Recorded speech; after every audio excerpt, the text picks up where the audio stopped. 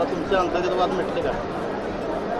अंतर्गत वाद आमचा कसलाही नव्हता. शेवटी वैचारिक वाद असतात. काही ठिकाणी कार्यकर्त्यांच्या आग्रहाखातर बऱ्याचशा भूमिका घ्याव्या लागत असतात आणि राजकारणामध्ये ज्या ज्या वेळेची गरज असते त्या पद्धतीनं भूमिका घेतलेली असते. त्यामुळे इथं वाद वगैरे काय नाही, काय कुणाचं वैयक्तिक भांडण नसते. वैचारिक मतभेद असतात, मनभेद या ठिकाणी अजिबात नाहीत. भाजप जिल्हाध्यक्षाचा निवडी आहे अंतर्गत तुमच्या साधारणतः काय वाटतं जिल्हाध्यक्ष? आता परवाच मंडल अध्यक्षांच्या निवडी झाल्या.